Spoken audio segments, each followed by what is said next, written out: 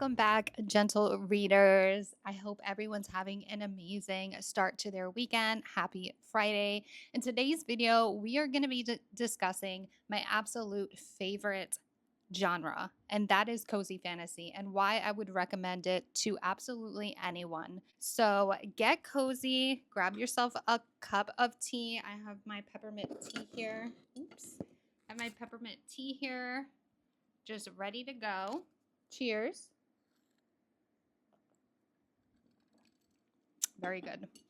And we are going to jump right into this week's video. So, for me, Cozy Fantasy does a really great job at just renewing that sense of imagination in adults. I am 35 years old, and every time I read a Cozy Fantasy, I feel like I am just welcoming back little Jasmine into my life. And I absolutely love that. There is no shame in embracing the childlike amazing aspects of joy, fun, play. And I feel like just cozy fantasy has a great way of just renewing the imagination that we lose as we get older. And that is why I will always recommend cozy fantasy to any adults, because if you're feeling sad, if you're feeling maybe a little lost, a little lonely, cozy fantasy does a very good job at bringing back that sense of imagination when you need it most. So I thought it would be fun if I tell you why I would recommend it. I give you a few recommendations and I read a few passages just so that if you are maybe new to the genre and you're not sure if you're really going to like it, um, you'll be able to kind of hear certain passages and see, what you like, what you don't like. Honestly, I haven't met a lot of people who don't like cozy fantasy. It's a feel good genre. The stakes are usually pretty low. So if you're someone who's into very high political stakes or just high stakes in general and you want to be on the edge of your seat, cozy fantasy is not necessarily for you. If you're someone who wants to relax, um, embrace your childhood self a little, uh, enjoy kind of simple, very cozy themes, then cozy fantasy is for you. But I will always recommend it to anyone because the way I see it is, even though I love high stakes, a good ACOTAR series, a good Fourth Wing series, um, what I use cozy fantasy for is to kind of regroup after those series kind of break me down. And that's because cozy fantasy has a really great way of lifting you up. So, starting off with The Spell Shop by Sarah Beth Durst. I'm pretty sure I recommended this in my last video in case you missed it, but it's one of my favorite cozy fantasy books of all times, and I absolutely love it. And I'm just going to read a small passage of just the immersive, like, feel of it. I want you to see how it literally allows you to kind of be a part of the world, as well as just kind of gives you an escapism where you feel like you're somewhere else. And it evokes that imagination where, as I'm reading, you can almost see the picture clear in your head. They sailed silently. It was a gloriously beautiful day for a sail. Light breeze, cheerful lemon light flashing on the water. Seagulls flew overhead, cawing to one another. The many islands of the Crescent Islands Empire, if it was an empire anymore, thanks to the revolutionaries, looked peaceful from the distance.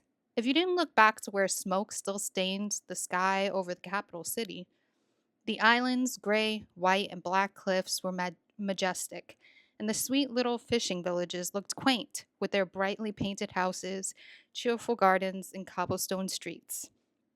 Now, right there, I felt like I was sailing. I don't know about you, but I felt like I was on a boat and I was in the ship and I could feel the breeze and it just immersed me instantly. Now, let me show you a little bit of imagination spark. Across the water, she saw a herd of mer horses rise and fall with the waves, her breath caught in her throat. Half horse and half fish, they were a magnificent sight. She watched, mesmerized, as they cantered through the water, Their hooves crashed through the waves as their powerful fishtails propelled them forward. Covered in jewel-like scales and made of solid muscle, they were the living embodiment of both beauty and strength, like the sea itself. That just made me picture a moor horse. And it's something I would never do as an adult. And that's what I love most about cozy fantasy. We need this. We need this as an adult. Life only gets harder as you grow older, at least I feel like from my experience. Life tends to get more rough when you're older. You have more things to deal with, more stresses, more people who are dependent on you. We should never lose this sense of imagination, this sense of escapism, because the reality is, it's just a beautiful thing that brings us joy. It brought us joy when we were young, and we just kind of forgot about it. And that is what I love about, cozy fantasy, is that it quickly makes you start using that tiny part of your brain that is imagination, and you're flexing it again, and you're like, wow, this is so awesome. Moving on. I wanted to also share what maybe I know a lot of people don't have a lot of time to read. This is technically a cozy fantasy novella, and it is a very thin, small book. It's called Spellbound Beneath Sapphire Skies, and it says a cozy fantasy novella. I read it in like 3 days. It's so good, you guys. If you guys are interested in a short, small, upbeat, kind of very light read, this is perfect for you. Another reason I love cozy fantasy is despite um, its amazing magical, childlike type feels, it pinpoints on a lot of human emotion. It really does. There have been times where I'm reading cozy fantasy and I feel so seen. Like there's times where I read a line and I'm just like, wow, this is totally me. And this is exactly how I feel right now. It has a beautiful way of mixing imagination with the realism of being very human. Even if it's not from a human character, it could be from an orc or from, you know, a witch or something. Like it has a way of just revealing the human within and just pinpointing human emotions in a very beautiful way. So, specifically in Spellbound Beneath Sapphire Skies, I wanted to read a passage that says, though she was no reader, there was something fascinating about the relationship between a reader and a writer. How someone far away in both time and place could put their thoughts on a page, hours upon hours of imagination enclosed between covers, waiting for you at some other time and place to open the book and get a glimpse into everything they saw and felt for one moment in time. It might be the most intimate relationship possible. I love that passage. Not only because it's extremely human, but because I felt that way. I think that's why I fell in love with reading, because it's like for a moment this stranger who doesn't even know who you are connects with you on a level through a line, maybe a quote, and you're like, wow, I feel that exact same way. And I just think that that's what makes it so cool reading. Another really great example of just human emotion in a book, I'm going to show you one of my recently updated, like this is recently added to my list of favorite cozy fantasies, The Honey Witch. This one is really good for all this, like the summer feels, and it has a lot of like honeybees and stuff in it. So if you're into like seasonal readings, this is the perfect time to pick this one up. But the writing is amazing, and I'm going to show you how they make you connect in this world with a witch that you probably would never have thought you would connect with. In when you picked up the book, you didn't expect to feel what you felt. So I'm going to read one of my favorite passages from this book. Every day, she does her absolute best to play a part, a loving daughter, a supportive sister, a lady of marital quality, but in her heart, she is a creature hidden beneath soft skin and pretty ribbons, and she knows that her grandmother is too. These are the wild women who run barefoot through the meadow, who teach new songs to the birds, who howl at the moon together. Wild women are their own kind of magic. I love that passage. I remember reading it. I felt like I connected to that passage, not just because um, I do feel like as a wife, you get very enveloped in being a wife. That's who you are. That's your main job. That's you take care of your husband, and that's kind of how I feel. I'm very traditional in that sense, and that has been my role. That has been what I feel defines me for so long. But underneath it all, it's still me. You know what I mean? There are aspects of me that, feel kind of buried beneath just being a wife. So I felt very seen in that particular passage. I loved it. I loved the idea of running barefoot through a meadow, like I love the idea of singing or dancing in the rain or doing something a little wild every now and then. I absolutely love that passage. Another really deep passage from this particular book, I'm going to show you right now. I have it just posted it off. Here we go. People think of loneliness as a feeling, but it's a presence. It's a living thing that takes the shape of the company you wish you had. For me, loneliness grew into the shape of her, but I didn't recognize it until it was too late. That was beautiful. That is beautiful. That's a beautiful image of what loneliness is. It isn't just a thing, it's a presence, and everybody I feel like can relate to this honey witch. Like everyone has felt lonely in one time or another. And I think that's what I love a lot or most about cozy fantasy is you're not so alone. You don't feel so alone when you read it. You don't expect to find that kind of deep writing in a cozy fantasy, but you can if you pick up the right one. The next thing I want to pinpoint on cozy fantasy is the amazing characters. There are amazing characters through these books.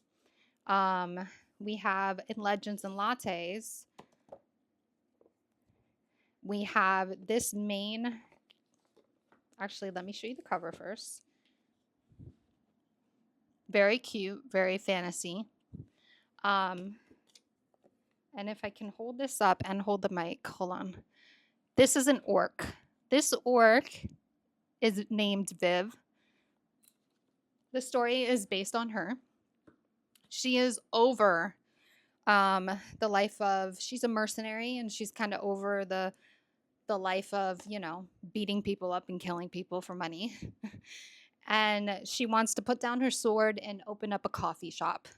It's that simple. That is what the whole theme of this book is. But she's an orc, and she's amazing, and she's heartfelt. And there's a lot of pieces in this story that I just love the simplicity of the theme. Like, she wants to put down her sword, and she just wants to open up a coffee shop. Now, the only issue is she picks a place where she moves, and no one knows what coffee is.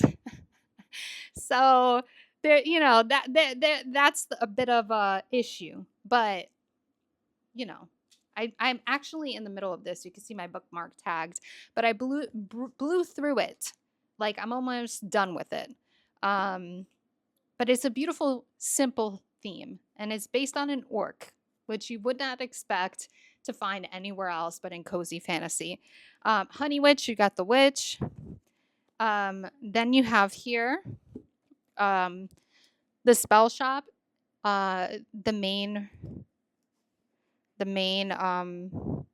person is Kiella. That's her name. I believe I'm pronouncing it right. And her best friend is basically a plant. And she actually speaks about this in a very human way, how she's never really enjoyed people or liked people or got close to anyone. So when she leaves her home, she kind of is like, well, this is it. No one's going to remember me. No one's going to care that I'm gone because all I have is my books and my plants, and her best friend is a plant, and that's amazing. I absolutely love the unique characters in cozy fantasy because of that. But I just want to read another passage that feels very human. And here it is. It wasn't that she didn't like people. It was only that she liked books more. They didn't fuss or judge or mock or reject. They invited you in, fluffed up the pillows on the couch, offered you tea and toast, and shared their hearts with no expectation that you do anything more than absorb what they had to give. See, that is beautiful because a lot of times I feel like this. I don't have a lot of friends. My circle is very small, and it's easy to feel like a quiet voice in such a loud world, if that makes sense. And when your head is in a book, you don't feel as lonely. It's easy to feel kind of unnoticed, maybe underappreciated, or just like no one will even really recognize if you're here today or gone tomorrow. And that was like the perfect passage to just show that like she gravitated to books because they made her feel seen. They made her feel like they had no expectations of her. And I absolutely love that. What a human way for that to be placed in a cozy fantasy. And honestly, that's what I love most. I love that it takes imagination, right? Something we as an adult are lacking. It renews it in us, but it pinpoints the problems that we may be dealing or the feelings we may be dealing with as like an adult, like as a real person. I absolutely love that, and that is why I will pretty much always recommend cozy fantasy to anyone. There was one other passage I wanted to pinpoint on the uniqueness and the imagination aspects, and it's in Spellbound Beneath Sapphire Skies. And it's just the introduction to a certain like a certain character that I find absolutely adorable. Willow walked to the door, and there stood a small dragon. His scales were the same sapphire as the sky, and Willow stood silently, mesmerized by his beauty. She caught herself staring and corrected course. I'm sorry, do come in. Can I help you find something? The dragon hung his head. I can't come in. Wooden structures and dragons don't mix, I'm afraid. Don't be silly. Everyone is welcome here. Come in. The dragon hesitated, and then followed her into the shop. She inquired, What are you looking for? I'd love a book about human history. Willow guided him to the section and pulled out a few choices. That's the one, he huffed excitedly, a small puff of fire escaping his mouth which somehow ignited the entire sports romance section. The dragon's deep green eyes flashed open in embarrassment as he watched the section reduced to a pile of gray ash with flecks of blazing orange. Willow quickly stomped on it to extinguish the smoldering embers. I told you I couldn't come in here, he wailed as his shoulders sagged. Willow smiled at him kindly and lifted his snout, still warm to the touch. So he was looking at her. Do you know what a favor you've done for me? I haven't had a single sports romance purchase since I moved here and was about to ship them back. Now I don't have to. What a relief. What a unique and beautiful way to introduce a dragon, right? A small dragon to the story. Dragons are usually depicted as these large, fierce, ferocious, fire breathing dragons. And this little dragon was actually fearful of his flame. And he was I felt like it was extremely human for him to feel a little insecure almost about his flame and his fire. And it's amazing how this little dragon portrayed a very human emotion that sometimes we can be insecure about the most powerful things about ourselves without even knowing it. And honestly, you guys, that is why I will always recommend cozy fantasy. I feel like it takes the best parts of ourselves, little us when we were a child, um, and it introduces that version of us to the adult in us. And I feel like we need to join these two together a little bit more often without judgment. Um, I find a lot online that it's easy for people to judge you for doing certain things like coloring or loving to collect or going to Disney. I just want to say that if little you loves it and adult you loves it and you are able to connect those two parts of yourself and experience it together, I encourage you to just do it. Do it, block out the noise, and enjoy yourself. Life is too short and the world is dark enough. So for me, I will always recommend cozy fantasy because even when I'm having a bad day, I feel like everyone has bad days. I can wholeheartedly recommend you this genre and know that within a few chapters, you will feel a lot better. It will bring you hope and joy and give you a laugh all at once. And I just love that for you. I love that for you. I love that for me. I hope that you enjoyed this video. If you did, be sure to subscribe. Don't forget to give it a big thumbs up on the way out. And I do hope that you consider reading fantasy genre if you haven't yet. And if I didn't convince you yet, I'll never give up. I'll never give up hope. I'll always mention in my recommendations a cozy fantasy because I just absolutely love it. Love the genre and it will always have my heart. But I hope you guys have a wonderful, cozy weekend where your mugs are always filled, your candles are always lit, and your corners are always cozy. Until next time, my friends. Bye.